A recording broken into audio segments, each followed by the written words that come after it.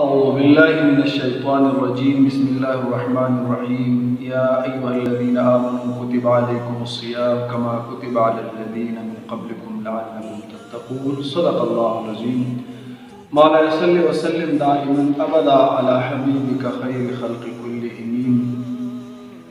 معزز نن د روزي مبارک یو څو حکمتونه بیانوم. اول حکمت د روزي هغه تقوا د لعلکم تتقون. د دې لپاره چې تاسو پرهیزګار جوړ شئ، یعنی تاسو کې تقوا راشي، پرهیزګاری راشي. د تقوا سلسله کې مخکنی درس کې موږ بیان کړی وو او مختصر انداز چې تقوا د یو بهترین چیز په قرآن کې الله تبارک وتعالى سورۃ بقره کې فرمایي هدى للمتقین. دا قرآن د متقین لپاره هدایت دی. او بل ځکه الله فرمایي وموعظة للمتقین. او دا قرآن د متقین لپاره نصیحت دی. او یو ذکر جنت باره کې فرمایي اعدت للمتقین. او دا جنت چې کوم دی تیار کړی شوی دی د لپاره د متقینو. او بل ذکر راځي ان اکرمکم عند الله اتقاکم. په تاسو کې الله ته ډېر زیات معزز او عزتمن هغه څوک دی چې هغه زیات متقین دي. یو کس رسول الله صلی الله علیه وسلم نه تپوس کوي یا رسول الله وسلم الله ته څوک ډېر ګران دي او معزز دي؟ نبی علیہ السلام فرمایي اتقاهم، چې څوک الله نه ډېر یریدونکي په دې مسلمانانو کې هغه الله ته ډېر زیات معزز وي. نو تقوا دې روزي سره انسان کې د تقوا هغه ماده پیدا کېږي. او بل حکمت د روزي هغه صبر او شکر دی چې انسان هغه صبر ماده پاکي پیدا شي او د شکر هغه ماده پاکي پیدا شي. اکثر زموږ معاشره کې د صبر ډېر کمی دی. معمولی خبره باندې موږ یو بل سره مشتو ګریوان وو او بے صبرۍ نه کار ولو به ټول عمر موږ هغه پښیمانه. قرآن کې راځي ان الله مع الصابرین. الله د صبر کوونکو سره دی. وبشر الصابرین. بل ذکر راځي ته د صابرینو ته زیری ورکړه. صابرین دومره بهترین خلق دي. انما یوفی الصابرون اجرهم بغیر حساب. الله دې صابرینو لا د صبر کوونکو لا د دوی اجر بغیر د حساب نه ورکوي. او رسول الله صلی الله علیه وسلم فرمایي الصبر جنة. دا صبر چې کوم دی دا ډال دی. که چېرته تا په یو تکلیف باندې یو مصیبت باندې صبر اختیار کړو نو الله تبارک وتعالی تا د ډېرو مسایلو نه بچ کوي. صبر د یو بهترین څیز دی.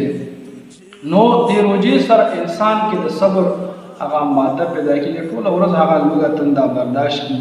او بل د شکر چې انسان د الله د نعمتونو شکر ادا کړي. وشکرو لی ولا تکفرون. الله وایي زما شکر ادا کوئ، زما ناشکري مه کوئ. بل ځای کې فرمایل ان شکرتم لازیدنکم.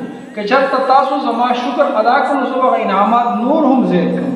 فاعبد وکن من الشاکرین. الله عبادت کوا او د شکر گزارونه اوسېږه. هر حالت کې د الله شکر ادا کوو. رسول الله صلی الله علیه وسلم فرمایي د مؤمن هر حالت د خیر نه خالی نه وي. که چېرته دته خوشحالي ملاو شي دا پاغې شکر ادا کړي. او که چېرته دته مصیبت ورسي دا پاغې باندې صبر وکړي او دا ټول حالت د دپاره بهتر دي. بایزید بستامي رحمت الله علیه فرمایي وایي د حج په موقع کې د بلخ یو نوجوان زه لا جواب کړم. علمان تپوس وکړو چې تاسو زهد تقوا پرهیزګاري څه ته وایي؟ علما ورته وفرمایل چې که چېرته ان وجدنا اکلنا و ان فقدنا صبرنا. چې موږ کله کوم څیز الله موږ له راکړي نو په هغې باندې موږ شکر ادا کوو. او که چېرته نه وي نو صبر کوو. هغه نوجوان راته وویل چې زموږ د بلخ د سکون دا کار دی چې څه ورته مالک ورچوي نو په هغې شکریا ادا کوي لکه یې ورته خوځوي چې نه نو صبر کوي.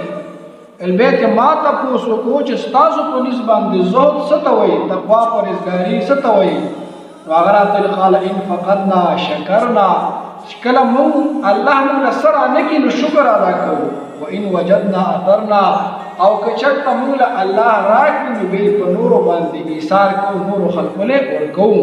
یعنې که څه راکړي نو هغه په نورو باندې خرج کوو او کرای نه کړي نو الله شکر ادا کوو. او دا هر څه راځي د روژې روزي سره دا شکر دا صبر او تقوا او کچرته موږ صحیح طریقې سره روزه ونیسو نو دا حکمتونه به موږ کې راشي، یعنی دا تقوا حصول موي. دغه شان زموږ هغه په بدن کې به هغه د صبر ماده پیدا شي او د شکر ماده پیدا شي. الله تبارک وتعالی موږ د صحیح رجوع نیولو توفیق راکړي.